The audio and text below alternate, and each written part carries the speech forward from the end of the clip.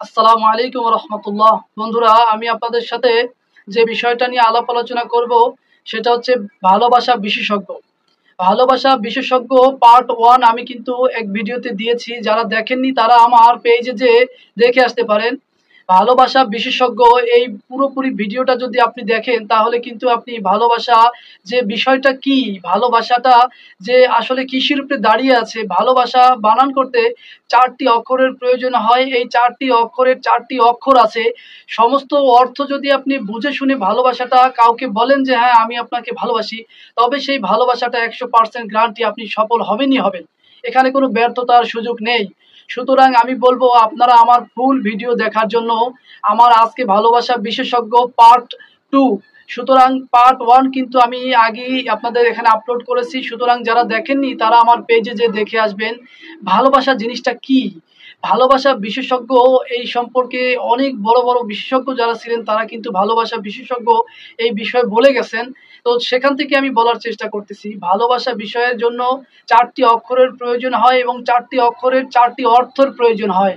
সেই অর্থ হচ্ছে আপনার, আমি ইতিমধ্যে প্রথম অক্ষর হচ্ছে ভ, পরের অক্ষর হচ্ছে ল, পরের অক্ষর হচ্ছে ব, পরের অক্ষর হচ্ছে স।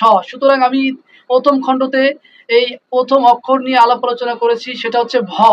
আজকে আমি দ্বিতীয় খণ্ড নিয়ে আলাপ আলোচনা করব, সেটা হচ্ছে ল।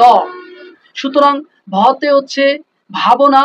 হ্যাঁ, ভালোবাসার প্রথম ধাপই হয়েছে ভাবনা। আপনি ভাবতেই হবে, ভাবতে ভাবতে প্রচুর ভাবতে হবে। তখন ভাবতে ভাবতে দেখবেন আপনি অনেক টেনশনে যখন পরিণত হয়ে যাবে তখন কিন্তু সেটা লোসকানে পরিণত হয়ে যাবে। সুতরাং প্রথম অক্ষর হচ্ছে ভ, দ্বিতীয় অক্ষর হচ্ছে লোসকান। আপনি যখন বেশি ভাববেন টেনশনে পরিণত হয়ে যাওয়ার কারণে আপনার অনেক ভাবার কারণে কাজে কামে মন বসবে না, চাকরি করলে চাকরিতে মন বসবে না, তখন কিন্তু লোসকানে পরিণত হয়ে যাবে। সুতরাং আমরা কি পাইলাম? প্রথম অক্ষরের অর্থ হচ্ছে লোসকান, দ্বিতীয় অক্ষরের অর্থ হচ্ছে দ্বিতীয় অক্ষরের অর্থ হচ্ছে লোসকান, প্রথম অক্ষরের অর্থ হচ্ছে ভাবনা। তো আমার এই ভিডিওগুলো আসলে এত পুরোপুরি যদি এই 4টা অক্ষরের অর্থ নিয়ে কথা বলি তাহলে কিন্তু অনেক বড় হয়ে যাবে। আপনাদেরও দেখতে একটা ত্যাগও এসে যাবে।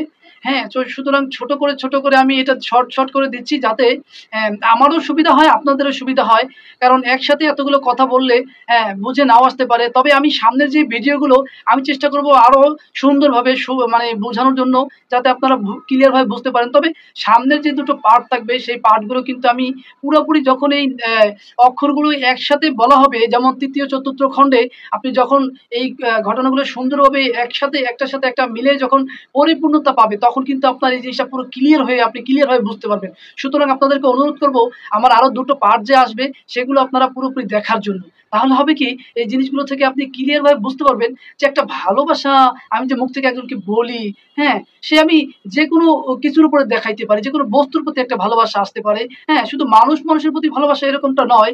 হ্যাঁ, যেমন সৃষ্টি স্রষ্টার প্রতি ভালোবাসা, স্রষ্টা সৃষ্টির প্রতি ভালোবাসা, এমন তামাম দুনিয়ার আসবাবপত্রের প্রতি ভালোবাসা আসে আমাদের। অনেক সময় দেখা যায় কারো একটা প্রিয় একটা মোবাইল হয়ে যায়, কারো একটা জামা প্যান্ট, এরকম ইত্যাদি ইত্যাদি থাকতে পারে। সুতরাং সবকিছুর প্রতি সবকিছুর ভালোবাসা তখন আপনার পরিপূর্ণতা পাবে যখন আপনি পুরো এই 4টা ভালোবাসার যে অক্ষর আছে, এর 4টা অর্থ আছে, সমস্ত কিছু ভালো মতো বুঝতে পারবেন। তো সুতরাং আপনাদেরকে অনুরোধ করব আমার অন্য আরও যে ভিডিওগুলো সামনে আসবে পার্ট 3 পার্ট 4 ওগুলো আপনি দেখার জন্য।